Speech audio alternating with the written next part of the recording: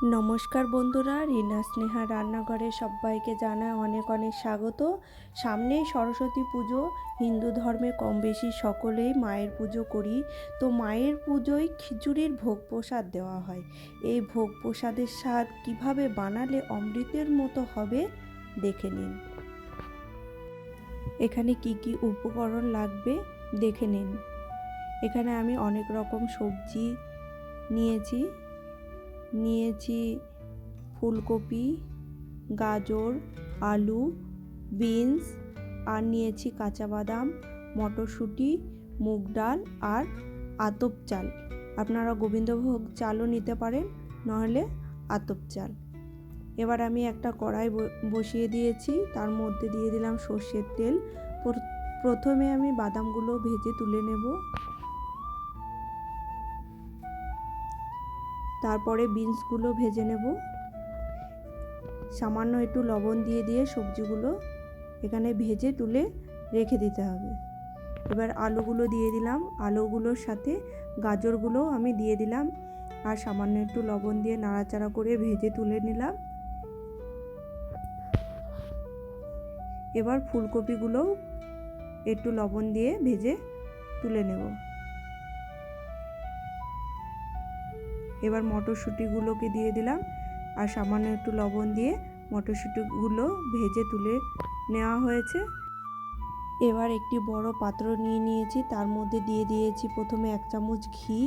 এবার আগে থেকে ধুয়ে রাখা চাল আর ডালটা দিয়ে নাড়াচাড়া করে দিয়ে দিতে হবে পরিমাণ মতো জল। এখানে যতটা পরিমাণ চাল ব্যবহার করা হবে তার অর্ধেক পরিমাণ ডাল ব্যবহার করতে হবে। এবার দিয়ে দিলাম কয়েকটি কাঁচা লঙ্কা, আর দিয়ে দেব স্বাদ অনুসার লবণ।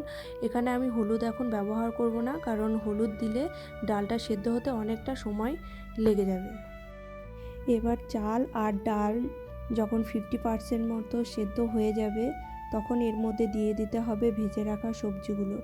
এবার একটু নাড়াচাড়া করে এটাকে ঢাকা দিয়ে রেখে দিতে হবে। এটা সেদ্ধ হতে হতে একটি মশলা তৈরি করে নেব। এবার একটি তাওয়ার উপরে দিয়ে দিলাম দারচিনি, 2টি লবঙ্গ, 2টি ছোটো এলাচ, 1 চামচ ধনে আর 1 চামচ গোটা জিরে।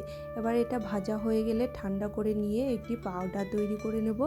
পাউডার তৈরি হয়ে গেলে এটাকে সাইডে এখন রেখে দেবো। তো এদিকে চাল ডাল প্রায় সেদ্ধ হয়ে গেছে, কিন্তু এখানে জলের পরিমাণটা একটু কম লাগছে, তাই উষ্ণ গরম জল এখানে দিয়ে দিলাম। সবজিগুলো ভালো মতো সেদ্ধ হয়ে গেছে। যেহেতু এখানে এখনো হলুদ ব্যবহার করা হয়নি, তাই একটি বাটিতে 2 চামচ হলুদ নিয়েছি, আর উষ্ণ গরম জল দিয়ে হলুদটাকে প্রথমে গুলে নিতে হবে। গোলা হয়ে গেলে এবার অল্প অল্প পরিমাণ এখানে দিয়ে দিতে হবে, আর একটি চামচ দিয়ে নাড়তে থাকতে হবে। এইবার গ্যাসের ফ্লেম একদম লোতে রেখে 5 মিনিট মতো ফুটিয়ে নিতে হবে, আর এইভাবেই ঠিক নাড়াচাড়া করতে হবে, না হলে তলায় লেগে যেতে পারে।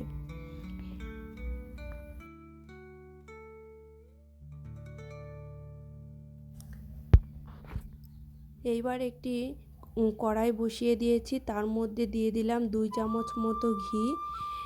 ঘিটা গরম হয়ে এলে দিয়ে দেব 4 থেকে 5টি শুকনো লঙ্কা।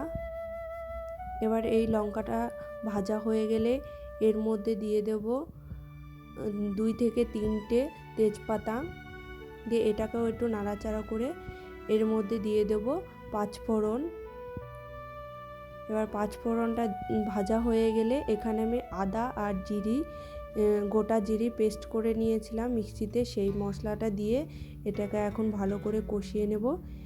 একটু কালারের জন্য দিয়ে দিলাম 1 চামচ মতো কাশ্মীরি লাল লঙ্কার গুঁড়ো।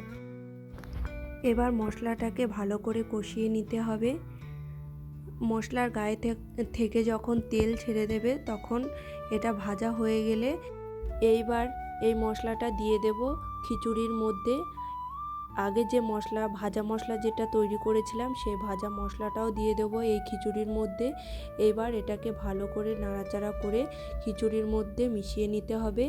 কিছুক্ষণ নাড়াচাড়া করার পরে মশলাটা যখন সম্পূর্ণটা মিশে যাবে, তখন গ্যাসের ফ্লেমটা বন্ধ করে দিলেই রেডি হয়ে যাবে দারুণ স্বাদের ভোগের খিচুড়ি। আপনারা বাড়িতে অবশ্যই এইভাবে বানাবেন, সবাই আঙুল চেটে খাবে। ভিডিওটা কেমন লেগেছে অবশ্যই আমাকে কমেন্ট করে জানাবেন। ভালো লাগলে লাইক শেয়ার করবেন, আর চ্যানেলটি সাবস্ক্রাইব না করলে অবশ্যই সাবস্ক্রাইব করে দেবেন।